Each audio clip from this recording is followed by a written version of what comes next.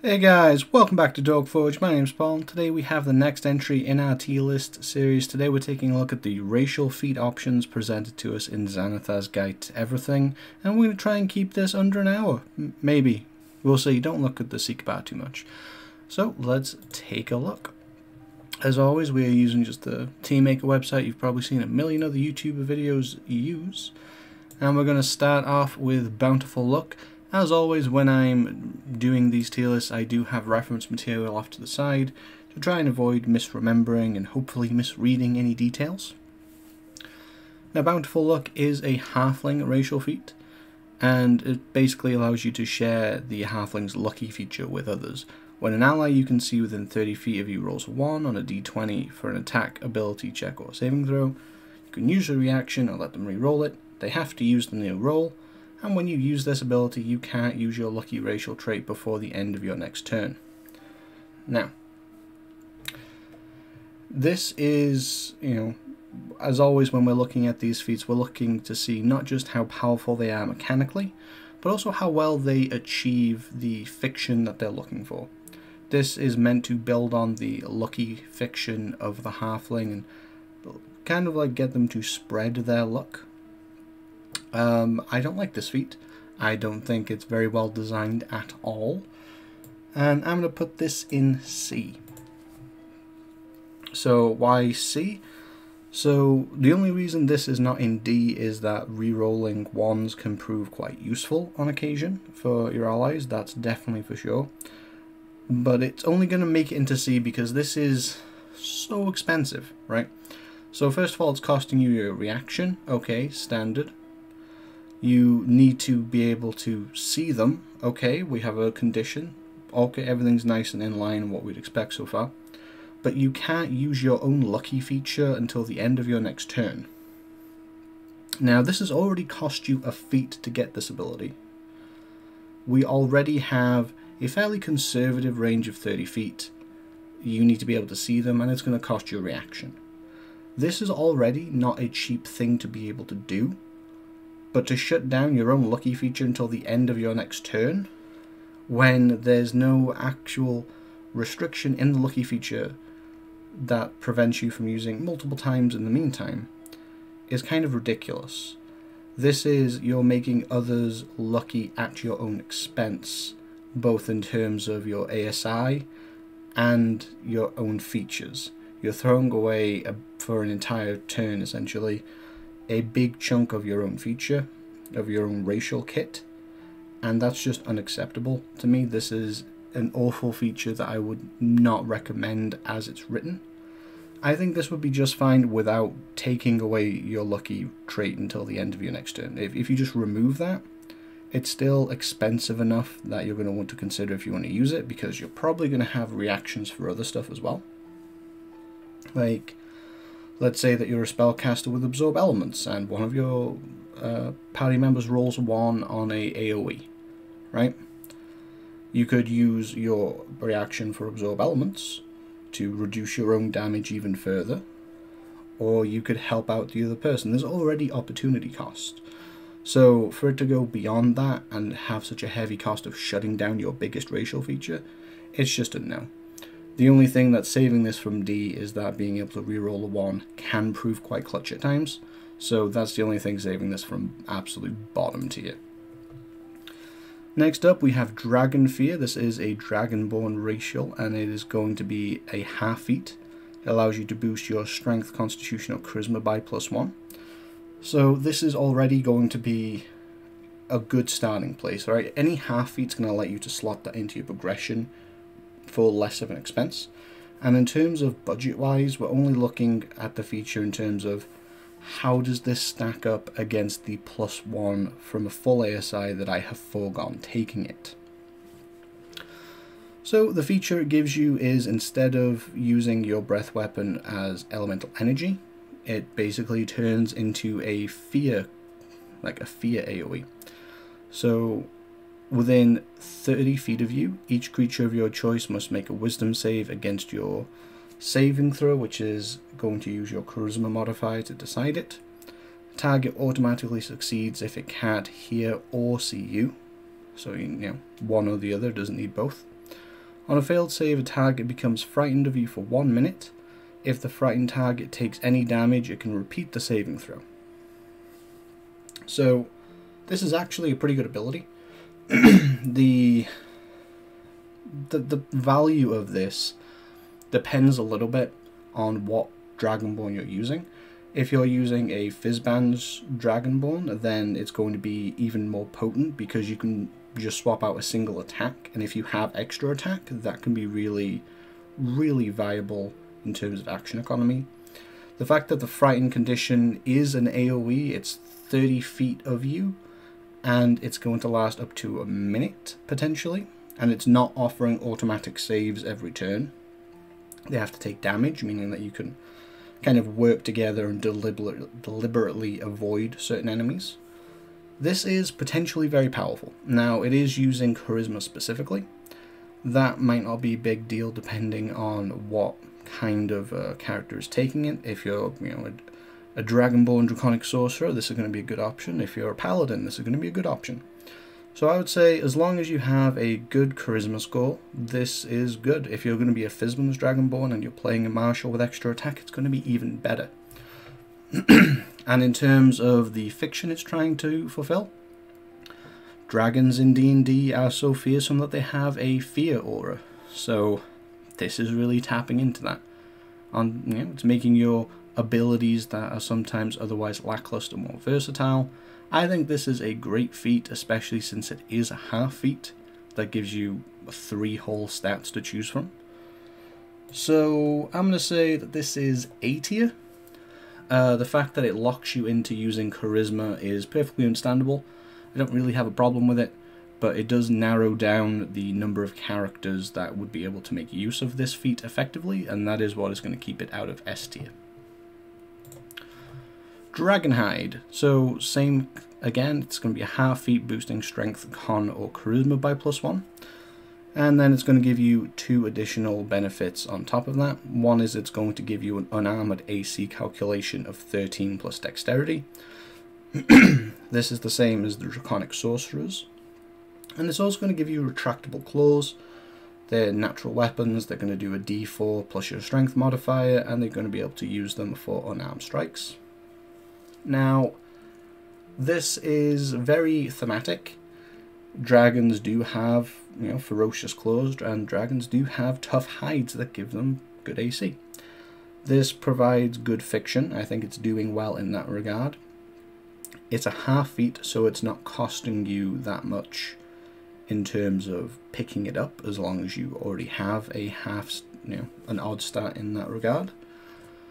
However, the overall value of this isn't super great.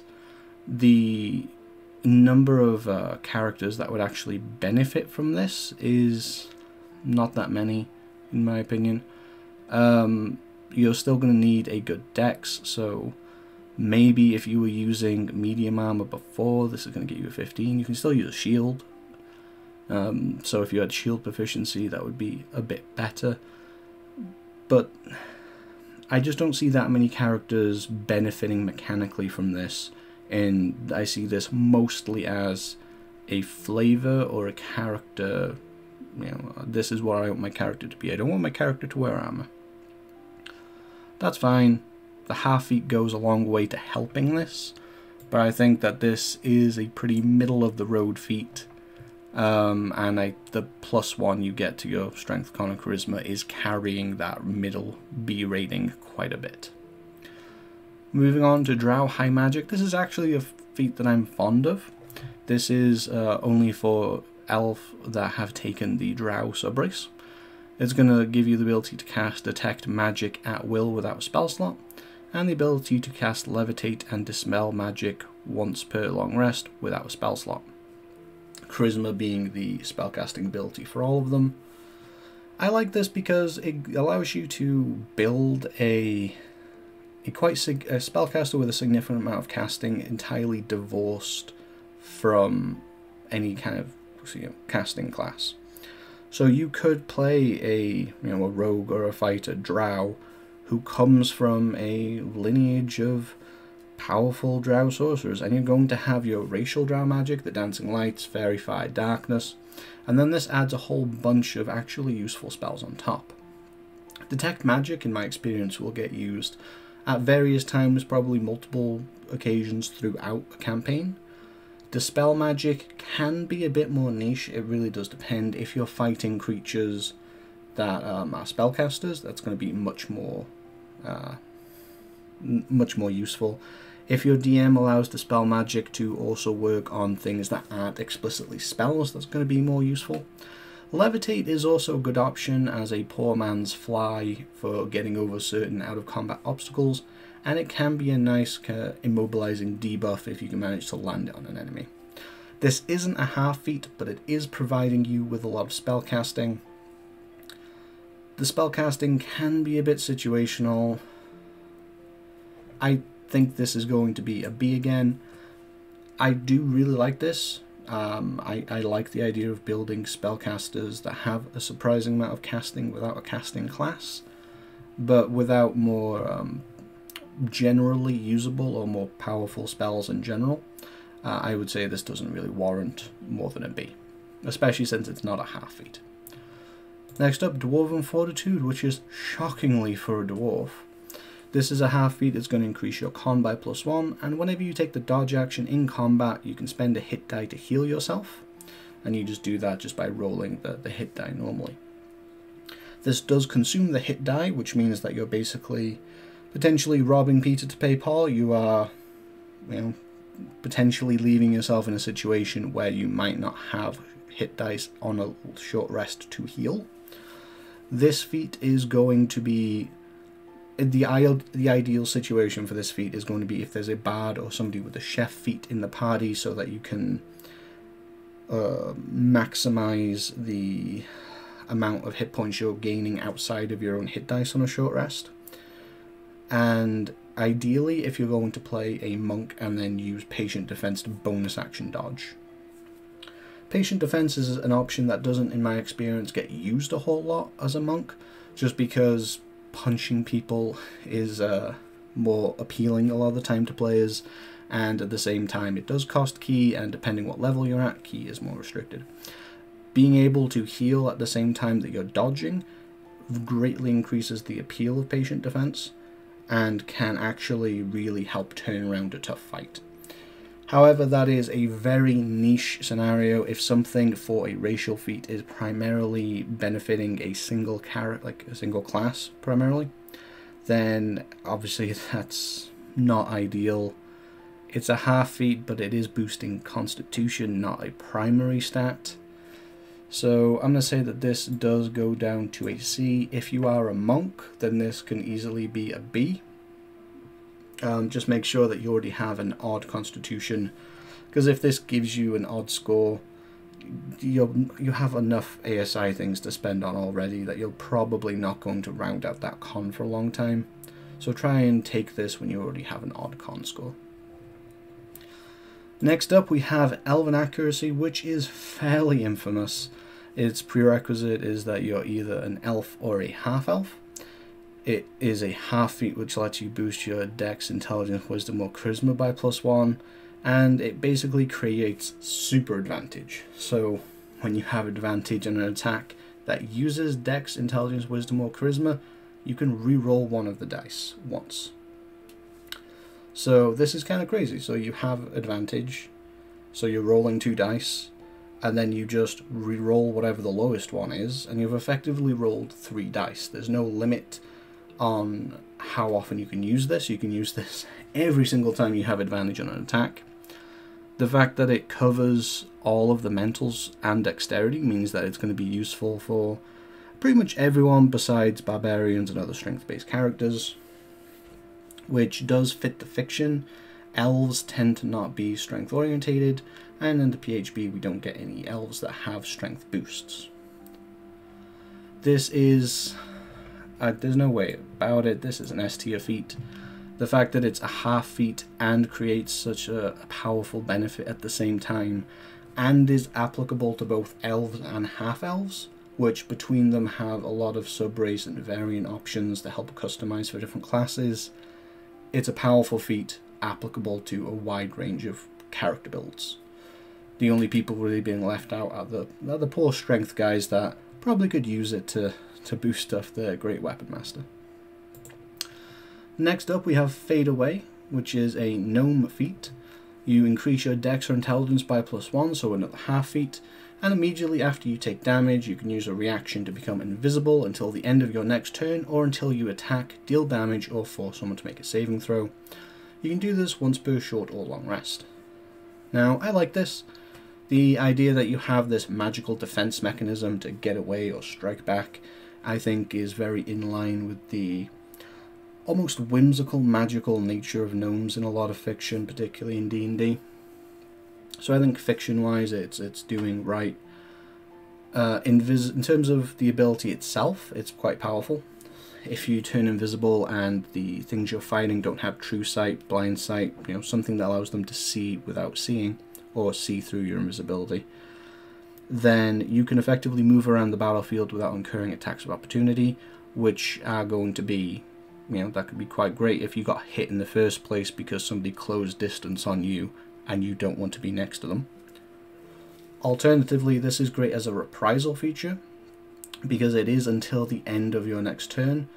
You do get one attack essentially at advantage, or alternatively, if there's a counter spell on the other side, you get one spell cast without being able to be counterspelled because they can't see you.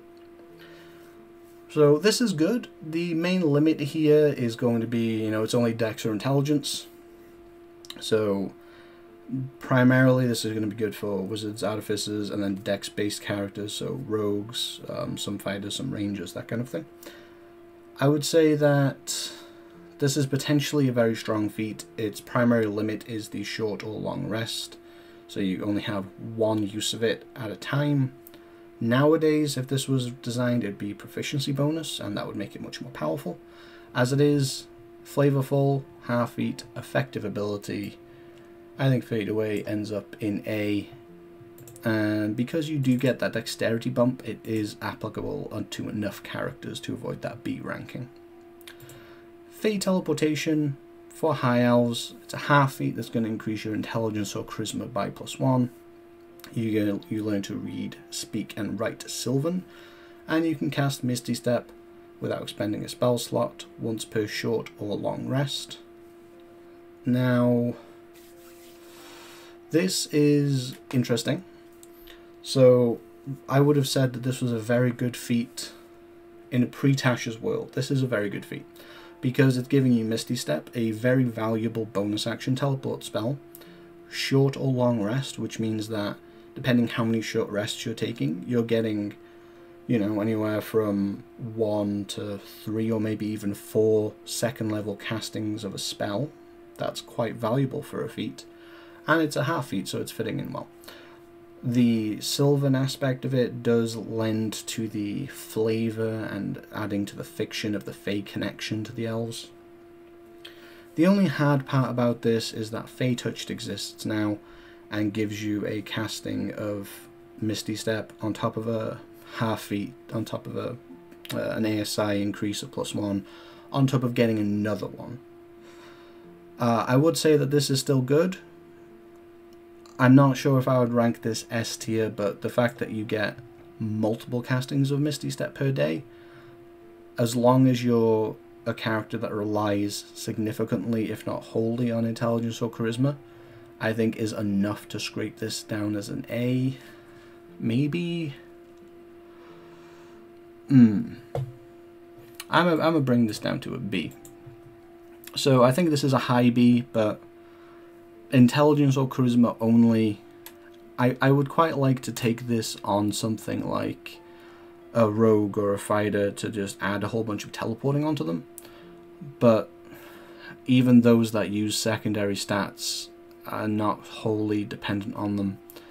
A best case scenario, an Eldritch Knight or an Arcane Trickster gets a bit more teleporting. So yeah, I think high B if you are a wizard or an artificer or warlock, sorcerer, about anything that you're relying on those stats primarily, then this is easily going to be bumping up into A, especially since the wording of the thing lets you cast it with spell slots as well. It says you learn the Misty Step spell. So high B, low A for some people. Next up is the Flames of Phlegethos, because why not make things harder for me to say in this video. Prerequisite is Tiefling, or Tiefling if you're, a certain kind of person. This is going to be a heart feat, letting you boost your intelligence or charisma by +1, and it's going to give you 2 separate benefits. The first one being that when you roll fire damage for a spell you cast, you can re-roll any 1 that you roll on the fire damage die, but you need to use the new roll even if it is another 1. So in theory, this is going to be raising the floor and the average for your flame damage.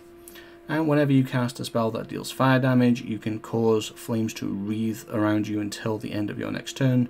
They don't harm you or your possessions, but they spread light out to 30 feet bright and dim for an additional 30 feet beyond that, so 60 feet of light total. When the flames are present, any creature within 5 feet of you that hits you with a melee attack takes a d4 of fire damage. So, if you are niching down into fire as spells, then this can be quite good. The stock tiefling is going to be able to make some use of this, even if you're not a caster otherwise, because the stock tiefling from the PHP does get Hellish Rebuke that will be able to trigger this. The d4 of fire damage is a little piddly in my opinion, and I don't like that it specifies within 5 feet, because there are quite a lot of creatures that have reach, be it natural or from a polearm, and if they're hitting you in melee anyway, I kind of feel like that should work. The bright light could be helpful. I think it's mostly ribbonish, but it could come in handy if you have party members that don't have dark vision. I'm a little torn. This is held up a little bit by the half, the +1, but the damage is a bit of a ribbon in terms of re-rolling. Re-rolling also slows things down, and it could just be another 1, or it could be a 2. It might not be actually significant. It could also be very significant. It's the nature of randomness with dice. It does do the Tiefling Infernal Fire theming and fiction great, so between that and the half feet, I'm going to put this as a B. Although I don't rank the individual features particularly high. I think this is a fun feat. I think that a Tiefling would get a lot of kick out of role-playing this, but it's going to be best if you're playing a spellcaster or you take another feat to grab a fire spell. It's worth noting that it doesn't have to be a leveled spell. You could literally just pick up Firebolt from somewhere and that would work. But of course you also have your racial Hellish Rebuke. B. A C for some people if you're not going to have additional fire casting. Like I said, it's very strong in fiction, but it's not particularly strong overall. Another Tiefling feat, this time we have Infernal Constitution, and this I'm a big fan of actually. So it's going to boost your Constitution by 1, it's going to give you resistance to cold and poison damage, and advantage on saving throws against being poisoned. Tieflings already have resistance against fire damage, so this is going to boost you to 3 resistances and round out an odd con score. Now, basically everyone can benefit from more resistances. Even if you're a bear totem barbarian, you're going to, you're not going to be raging all the time. So I think this is potentially great. Cold can be a little bit situational, but poison is a very common damage type, as is fire. And having both fire and poison damage, especially being able to make the saving throws with advantage, because there can be some nasty effects with being poisoned depending on the creature. I think this is very good. Now it is boosting Constitution, so that serves the fiction of being tougher in general by giving you, a higher Constitution saving throw and more hit points. But at the same time it is boosting a secondary stat, which can be a little tricky to work into progression sometimes. So in light of that, I think that is just going to be a B. I think it's very strong fiction, potentially a very strong defensive boost, but the fact that it is forcing you to boost Constitution does kind of hold it back from being more generally applicable, and it does mean that until you get an ASI or a free feat from your DM, you are going to have to roll with an odd con, or roll with an odd con after this, and you know, odd stats are dead stats, so trying to avoid that when possible is best. Next up is Orcish Fury, as I just destroy my desk. Next up is Orcish Fury. Prerequisite is a half-orc. Of course, nowadays we do also have the orc in both Volos and published elsewhere, so speak to your DM, they might also allow that to apply to the orc as well. So you're going to be able to increase your strength or con by +1, and then you have two abilities that actually are both pretty great in my opinion. So when you hit a creature using a simple or martial weapon, you can roll one of the weapon's damage dice an additional time and add it as extra damage. You can do that once per short or long rest. You can think of this in simplified terms as a martial smite. You can just use the damage dice again, little baby smite, once per short or long rest. Now this has interesting implications because it is only when you use a weapon. That means the larger the damage dice you use with your weapon, so it's a D10 or a D12, the more potent this feature is going to be. And it also means that you can crit harder. Now the half-orc is already a solid basis for a crit hungry build, just because they get to do more damage and make the crits more worthwhile. And you can treat this like a smite. When you crit, you dump this on, and that one additional dice becomes 2. So I really like that. And then the second one, when you use your Relentless Endurance trait, which for those that can't remember or are unfamiliar, when you drop to 0, you come back up to 1, so you don't actually drop at all. You can use your reaction to make one weapon attack. This I've seen used in a tough fight to great effect, actually. Basically, if you've been downed in melee and you're a martial character using weapons, being able to avoid going down and say, you know, screw you, and hit them right back, especially since you might have your damage boost available. This feat is flavorful. It's easy to slip into a lot of progressions. Obviously, omitting dexterity makes this a little harder to fit into some martial builds, but strength or constitution is very half-orc, especially based in the PHP. I think this is a great feat that has the potential to really turn around some very nasty situations. Now, the fiction's good, the feature's good. I'm going to put this in A. The fact that it is both limiting you to a weapon, that's fine, but it is omitting dexterity, means that not all weapon users are going to be able to use it. So I think that just edges it out of S tier. But it is a very, very good feat. Next up we have Prodigy, which is applicable for half-elves, half-orcs, and humans. So the human aspect of those half-elves and half-orcs shining through in the versatility reign of the humans. And it's going to provide you with 2 benefits. First one being you gain a skill proficiency and tool proficiency of your choice, as well as fluency in a language of your choice. And you get to choose one skill in which you're proficient. It doesn't have to be the skill you chose with this feat, and you can turn that proficiency into expertise, meaning that you get double your proficiency bonus when making checks with it. Now, it has to be one that you're already not doubling with a feature like expertise or something else. This is a great skill monkey kind of feat. Obviously the additional skill, tool, and language can prove useful. Gaining expertise is useful. It's not a half feat, so fitting it into progression can be a little tricky. It is applicable for humans, so variant humans might find this appealing. But at the end of the day, I think it does the fiction pretty well. I think that it's a bit conservative in terms of what it's giving you. And I'm just saying this because a language and a tool proficiency are certainly much more niche. Now, there are optional tool rules in Xanathars that can make that tool more useful, but that's dependent on your DM using them and you being able to actually, take advantage of them. So I'm going to say this is middle of the road. It's not good enough to be an A. It is applicable to basically anyone. Any character can benefit from having more skills and expertise.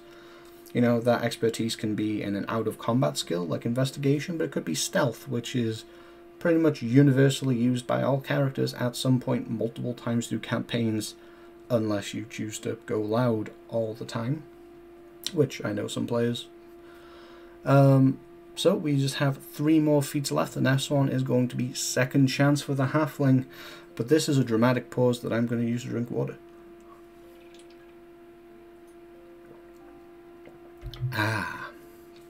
Now, unlike the other halfling feat we've seen, Bountiful Luck, this is actually a good, a fairly well-designed halfling feat that builds on the luck nature of a halfling in a positive way. So first of all, it's a half feat that's going to boost your Dex, Con, or Charisma by +1. That's a good spread of things. Pretty much everybody uses Constitution or Dexterity with some heavy armor exclusions, and Charisma is applicable to quite a lot of classes as well. But the main feature, and the only real feature it gives you, is when a creature you can see hits you with an attack roll, you can use your reaction to make them reroll. Once you use this ability, you can't use it again until you roll initiative or finish a short or long rest, which means that this is officially a once per encounter ability. This is a half feat, easy to build into your progression.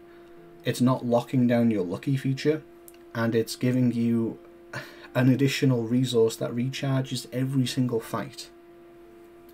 Now, of course, it's a reroll. That's not a guaranteed miss, but it increases the chances of them missing, and it can drastically increase the chances of depriving them of crits. Now, the important thing is that you do need to see them, but they also need to hit you. So you're not wasting this feature on just somebody attacking you, period. This is an excellent feat that covers enough of the ability scores with its +1 that I'm going to put this up in S tier. Just the fact that it bounces back every single combat is just excellent, and I would strongly recommend it for any halfling. Speaking of small races, Squat Nimbleness. So this is going to be usable for a dwarf or any small race. It's going to let you increase your strength or dex by +1, increase your walking speed by 5 feet, give you proficiency in acrobatics or athletics, you choose which, and you have advantage on any athletics or acrobatics check you make to escape being grappled. Now, the intent of this feat when it was put out there is clearly that 5 feet would equalize you to a normal 30-foot walking speed. However, since this has come out, we have obviously a design shift where small races just have 30 feet, which means that this is actually boosting your speed up to 35 for those races. That's nice. Boost your strength or dexterity, so that's applicable to basically every single character, because the very few exclusions. If you're playing a small race, you're probably going to be using either strength or dexterity in relation to your either attacks, but most certainly your AC. Advantage on escaping grapples is very DM dependent. There are a lot of monsters that use grapples that have potentially nasty things like restrain tacked onto them. I think the main benefits here are the +1 and the walking speed increase, and then the proficiency and the advantage being secondary. This feat is giving you a lot in addition to that +1, and it's very strong in fiction. You know, you're small but you're very nimble, and it leans into that very well. So it's a little difficult because you do need to have an odd stat for this to really be particularly worthwhile, but it does offer you quite a lot, and I think that depending what proficiency you take, could end up benefiting you quite a bit. I'm going to put this in A. That does not mean that I would necessarily recommend all small creatures like have their builds involve this by any means, but it does what it sets out to do really well. And even if you don't end up getting grappled or using those skills a lot, you've still bumped a strength or dex and you've still got that 5-foot walking boost. Finally, and see, told you it was less than an hour, unless I'm going to sit here and ramble for 20 minutes, which is wholly possible. We have Wood Elf Magic, which is only usable by Wood Elves, shockingly. You learn 1 Druid cantrip of your choice, and you also learn Longstrider and Pass Without Trace, each of which you can cast without a spell slot, once per long rest. Wisdom is your spellcasting ability for them. This is amazing. This is a really good feat that I'm just going to put an S. Now, why it's not a half feat? You know, there's some spellcasting, but why would I put it all the way up here? First of all, the cantrip. Druids have exclusive cantrip with Thorn Whip. Quite a few people might want Thorn Whip, but also they're going to have access to Guidance, which is just generally useful in all campaigns for every character. Longstrider is a nice speed boost that if you have, you can just use. I wouldn't say take this feat for Longstrider, but having Longstrider is certainly a boon for you or somebody in your party. But the main thing here is Pass Without Trace, which is an absolutely ridiculous spell that, you know, it's not a guaranteed non-failure. If you have something like a paladin in plate armor with a 0 or negative dexterity, then it is still going to be rough for them to pass some stealth rolls. But a flat +10 in a bounded accuracy system basically means, especially with the absolute garbage passive perception of most monsters, that the group is most likely just going to succeed as long as they don't fan out or make some egregious error in their stealthing. And that is what really carries this to S tier. The Longstrider and the cantrip, particularly if you choose Guidance, are very nice and do help support it. Greatly recommend it. And in terms of the fiction, giving you access to some druid stuff as a wood elf, all checks out. So that's what I think of the Xanathar's Guide to Everything racial feats. What do you think? What did I get right? What did I get wrong? Where would you put these things? Let me know in the comment section down below. And whilst you're down there, why don't you hit that like button and that subscription button? Because YouTubers say this for a reason. It does help the channel and we do greatly appreciate it. At the very least, I will. Until next time, I've been Paul and I will see you in the next video.